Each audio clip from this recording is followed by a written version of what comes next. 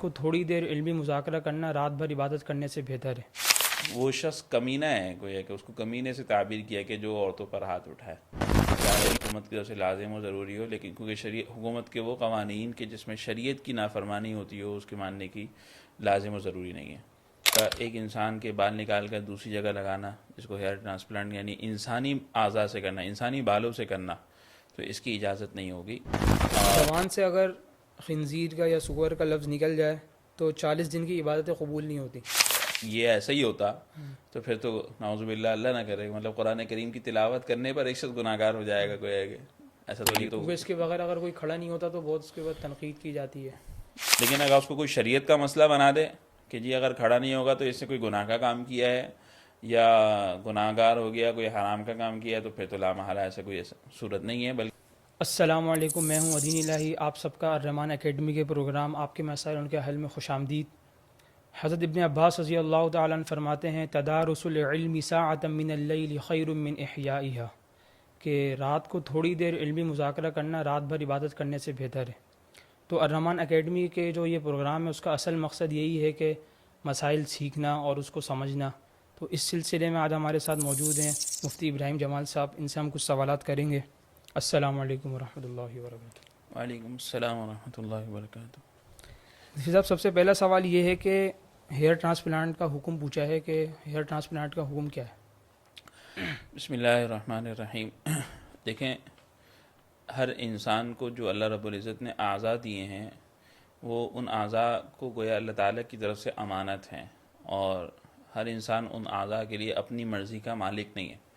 لہذا ایک جگہ ایک انسان کے بال نکال کر دوسری جگہ لگانا، جس کو ہیئر ٹرانسپلانٹ یعنی انسانی اعضاء سے کرنا، انسانی بالوں سے کرنا، تو اس کی اجازت نہیں ہوگی۔ اور البتہ اگر نقلی بالوں سے کیا جائے تو پھر اس کی کچھ گنجائش ہے، البتہ انسانی بالوں سے ہیئر ٹرانسپلانٹ کرنا تو اس کی اجازت اچھا، نہیں اپنے ہوگی۔ ہی بال سے بھی جائز نہیں ہوگا؟ اپنے ہی بال سے اگر لگانا؟ اپنے ہی بالوں سے کرنے میں کوئی حرج نہیں ہے۔ ٹھیک ہے۔ اچھا، احرام کی حالت میں خوشبو والی چھالیاں کھا سکتے ہیں؟ چھالیہ کے متعلق سوال کیا ہے کہ کوئی بھی خوشبو والی چیز یا چھالیاں۔ دیکھیں، خوشبو والی چھالیاں تو بہرحال چھالیاں تو کھانا نہیں چاہیے، البتہ خوشبو والی کوئی الائچی کھا لی یا اس طرح کی کوئی چیز کھا لی، تو اگر تو اس میں خوشبو بہت ہی زیادہ ہے، یعنی خوشبو ہی غالب ہے کہ منہ سے خوشبو آ رہی ہے، تو پھر تو اس صورت میں اس کے کھانے کی وجہ سے دم واجب ہو جائے گا۔ اور اگر خوشبو غالب نہیں ہے بلکہ کھانے کی چیز زیادہ ہے، اس میں کچھ خوشبو آ گئی، جیسے کھانا عموماً بنتا ہے اس میں بعض اوقات خوشبو آ رہی ہوتی ہے اس سے ہلکی، لیکن وہ کھانا غالب ہوتا ہے، خوشبو اتنی غالب نہیں ہوتی، تو پھر اس صورت میں صدقہ دینا پڑے گا۔ اور اگر لیکن اس چیز کو بھی بار بار کھایا تو اس سے پھر جو ہے وہ دم واجب ہو جائے گا۔ اچھا، اگلا سوال یہ پوچھا ہے کہ ماں باپ اور استاد کے ادب میں کھڑے ہونا یہ درست ہے یا نہیں کھڑے ہونا چاہیے؟ اس میں کیا صورت ہے شرعی؟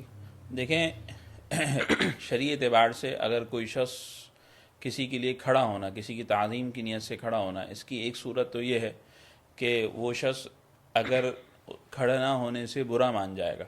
مثلا ایک شخص ہے اور اس کو پتہ ہے کہ اگر میں اس کی تعظیم کے لیے کھڑا نہیں ہوا تو اس کو برا لگے گا، تو اس کی تو شریعت کی طرف سے اجازت نہیں ہے، بلکہ وہاں پہ یہی حکم ہے کہ نہ کھڑا ہوا جائے، گویا وہ اپنے لیے کھڑا ہونا لازم اور ضروری سمجھ رہا ہے۔ اور ایک وہ شخص ہے کہ جو اپنے لیے کھڑے ہونے کو لازم اور ضروری نہیں سمجھتا، لیکن پھر بھی انسان ادباً احتراماً کھڑا ہو جاتا ہے۔ کوئی ماں باپ آ گئے، کوئی استاد آ گیا اور پھر کھڑا ہو گیا خود سے، ان کی کوئی خواہش چاہت نہیں ہے کہ یہ کھڑا ہو لازمی، تو پھر اس صورت میں کوئی حرج کی بات نہیں، کھڑا ہو سکتا ہے ان کی تعظیم کے لیے۔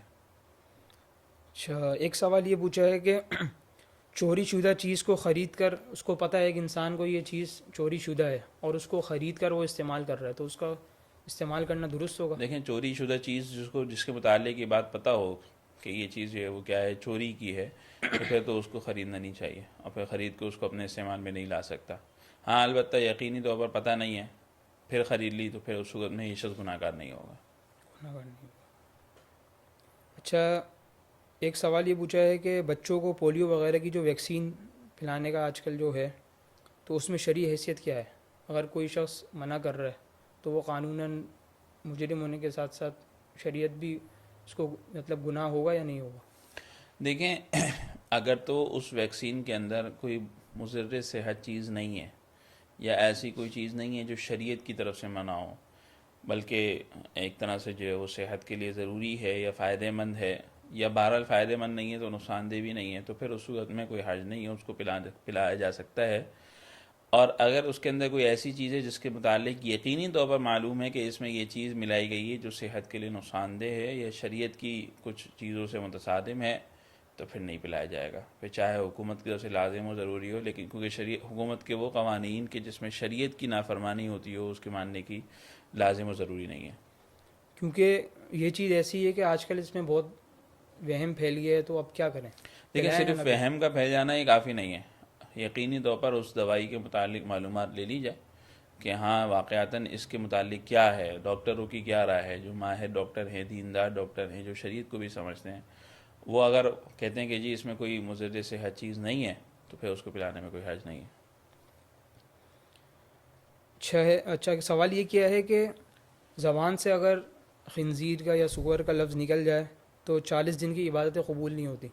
ایک سوال یہ پوچھا ہے، تو یہ ایسا شریعت میں کوئی اس کا حکم ہے کہ ایسا واقعتاً ہوتا ہے یا نہیں ہوتا؟ دیکھیں خنزیر ایک ناپاک جانور ہے، لیکن ایسا کوئی نہیں ہے کہ جی اس کا نام لینے کی وجہ سے ہم یہ کہہ دیں کہ 40 دن تک نماز یہ ایک عبادت پھیلی قبول ہوئی نہیں ہے، بات۔ بلکہ قرآن کریم کے اندر خود موجود ہے یہ لفظ۔ تو پھر کیا مطلب ہے کہ اگر ایک شخص قرآن کریم کی تلاوت کر رہا ہے تو اس وقت وہ پھر اس کا لفظ نہیں پڑھے گا؟ قرآن کریم کی آیات میں کتنی جگہ جو ہے وہ یہ لفظ استعمال کیا گیا ہے۔ تو ہم سوچے ذرا کہ اگر یہ ایسا ہی ہوتا تو پھر تو نعوذ باللہ اللہ نہ کرے، مطلب قرآن کریم کی تلاوت کرنے پر ایک شخص گناہ گار ہو جائے گا، کوئی ہے کہ ایسا تو نہیں ہو سکتا۔ اچھا، شریعت میں عورتوں پر ہاتھ اٹھانے کا حکم پوچھا ہے کہ کیا حکم ہے؟ دیکھیں لیکن نبی علیہ الصلوۃ والسلام نے ارشاد فرمایا، اس کا مفہوم ہے کہ یعنی کہ وہ شخص کمینہ ہے، گویا کہ اس کو کمینے سے تعبیر کیا کہ جو عورتوں پر ہاتھ اٹھائے۔ شریعت اس کے متعلق بالکل گویا کہ بلکہ لیکن نبی علیہ الصلوۃ والسلام کی صفات میں ہے کہ آپ صلی اللہ علیہ وسلم نے کبھی نہ کسی بچے پر ہاتھ اٹھایا، نہ کسی عورت پر، نہ کسی خادم پر۔ تو گویا شریعت اس کو بالکل ناپسند کرتی ہے کہ کسی کو جو کوئی شخص جو ہے وہ کیا اپنی بیوی کو یا کسی عورت پر جو ہے وہ کیا ہاتھ اٹھائے، اس کو بالکل ناپسند کرتی ہے۔ البتہ بعضی جگہوں پر جہاں شریعت کی طرف سے اجازت دی گئی ہے، لیکن وہ بھی بہت ہی زیادہ مخصوص شرائط ہیں، اور وہ ایسے عام حالات میں نہیں ہے کہ جی دنیاوی اعتبار سے کوئی مسئلہ آ گیا، کوئی ناگوار چیز گزر گئی اور ہاتھ اٹھا لیا، وہ وہاں پہ نہیں ہے۔ بلکہ شرعی اعتبار سے اگر کوئی بچہ ہے یا کوئی عورت ہے کہ جس نے جو ہے وہ شرعی احکامات کی خلاف ورزی کی ہے، تو پھر وہ مخصوص شرائط ہے، اس کی بھی چند ایک جگہوں پر اجازت دی گئی ہے، لیکن ایسے عام حالات میں اجازت نہیں ہے۔ اچھا، سگریٹ کا حکم کیا ہے کہ اگر کوئی شخص سگریٹ پی رہا ہے تو اس کو منع کیا جائے گا؟ کیونکہ کیا گناہ ہے شریعت میں؟ کیونکہ اگر گناہ ہوگا تو منع کرنا ضروری ہے۔ دیکھیں سگریٹ پینا بنیادی طور پر کیا ہے، اس میں دیکھیں تو ہم یہ صحت کے لیے نقصان دہ، اور شریعت نے جہاں ہمارے لیے عبادات مختص کی ہیں، اسی طرح ہمارے لیے معاملات کا دین بتایا ہے، اسی طرح شریعت ہمیں یہ حکم دیتی ہے کہ ہم اپنے روز مرہ کی زندگی میں اپنی صحت کا بھی خیال رکھیں۔ تو لامحالہ یہ چیز وہ ہے جس کو ڈاکٹر بھی کہتے ہیں، ہر ایک کہتا ہے کہ جی یہ صحت کے لیے نقصان دہ ہے۔ جب صحت کے لیے نقصان دہ ہے تو گویا شریعت کی طرف سے منع ہوگی، مکروہ اس کو لکھا ہے فقہاء نے، لہذا اس کو منع کیا جائے گا۔ جو شخص پی رہا ہو تو اس کو منع کیا جائے گا، البتہ اس پر اتنا زیادہ جبر نہیں ہو سکتا کہ اس کو گویا مارنے لگ جائے یا حد سے زیادہ سختی کرنے لگ جائے، بلکہ اس کو سمجھا دیا جائے کہ بھائی یہ غلط ہے، اس کو نہ پیا جائے۔ اسی طرح ہر وہ چیز جو صحت کے لیے نقصان ہے، صرف سگریٹ نہیں، اس میں ہر وہ چیز شامل ہو جائے گی، الا یہ کہ وہ بالکل نشہ آور چیز ہو کہ جس کو پینے کے بعد نشہ آتا ہو، تو پھر وہ لامحال حرام ہو جائے گی۔ اچھا، گٹکا بھی، کیونکہ گٹکے سے بہت سننے میں آیا ہے کہ ڈاکٹروں کی ہی رائے ہے کہ بہت کینسر ہو جاتا ہے۔ وہی بات ہے کہ دیکھیں جس کے اندر جتنا زیادہ صحت کے اعتبار سے نقصان بڑھتا جائے گا، اتنی زیادہ اس کے اندر سختی بھی ہونی چاہیے، اور اتنی زیادہ اس کی گویا کہ حکم بھی بڑھتا چلا جائے گا کراہت کے اعتبار سے۔ البتہ بہرحال مکروہ ہی ہوگا، حرام نہیں ہوگا۔ اچھا، ایک سوال یہ پوچھا ہے کہ آج کے زمانے میں محرم مردوں سے بھی پردہ کرنا ضروری ہے؟ دیکھیں محرم مردوں سے پردہ کرنا ضروری نہیں ہے، اور شاید سوال اس وجہ سے پوچھا ہے کہ فتنوں کا زمانہ ہے، غالباً اس وجہ سے سوال پوچھا ہے۔ دیکھیں اگر تو کسی جگہ واقعتاً فتنے کا خوف ہو تو پھر اس صورت میں جو ہے وہ پردہ کرنا چاہیے، ورنہ عام حالات میں تو نہیں ہو سکتا۔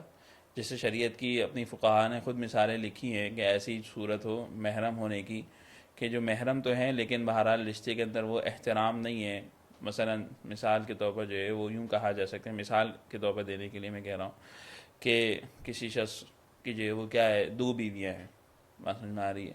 تو اس کے بعد جو دوسری بیوی ہے، یعنی کہ اولاد، یوں کہہ سکتے ہیں کہ بیٹے کے لیے اپنے باپ کی منکوحہ دوسری جو اس کی والدہ نہیں ہے، دوسری اگرچہ وہ محرم ہے لیکن اس سے پردہ کرنے کا شریعت کچھ نہ کچھ احتیاطاً حکم دیتی ہے، کیونکہ وہاں پہ وہ احترام کا رشتہ نہیں ہوتا عموماً بعض اوقات، ٹھیک ہے، لیکن بہرحال احتیاط کرنی چاہیے. محرم ہے بہرحال. اسی طرح یا پھر دونوں محرم تو ہیں لیکن جوان ہیں، تو اس صورت میں بھی وہاں پہ شریعت احتیاطاً کہتی ہے، بعضی صورتوں میں، ہر جگہ نہیں، کہ احتیاطاً جو ہے وہ سفر نہ کیا جائے، تو اس صورت میں جو، لیکن عام حالات میں بہرحال اس کو نہیں کہا جا سکتا کہ یہ کوئی شریعت کا حکم ہے.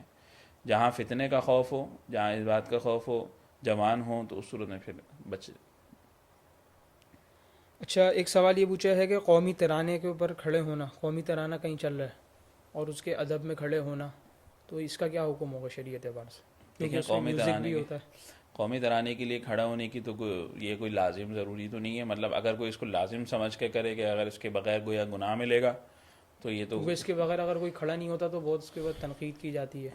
دیکھیں، اور اس میں میوزک بھی ہوتا ہے. تنقید اگر اس اعتبار سے کی جا رہی ہے کہ یہ گویا ایک قومی اعتبار سے قومی ایک جسے کہا جا سکتا ہے کہ قومی وسائل میں سے ہے، یہ یوں کہہ لیں کہ ایک ادباً احتراماً قوم کے اعتبار سے، تو ٹھیک ہے، وہاں اس کی حد تک تنقید ہو یا اس کی حد تک کھڑا ہو تو گنجائش ہوگی.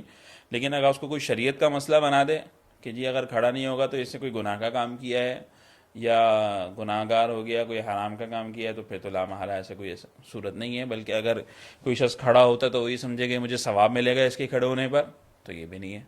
ہاں، قوم کے اعتبار سے، اپنے ملک سے محبت کے اعتبار سے، اپنے ترانے سے محبت کے اعتبار سے اگر کوئی کھڑا ہوتا ہے تو ٹھیک ہے، اس کی گنجائش ہوگی. لیکن ہاں یہ بات ذہن میں رہے کہ اس کے اندر میوزک چلانے کی گنجائش نہیں ہوگی، یعنی میوزک چلانے کی اجازت بہرحال نہیں ہوگی، چاہے کھڑا ہو یا بیٹھ کر سنے، میوزک چلانے کی اجازت نہیں ہوگی.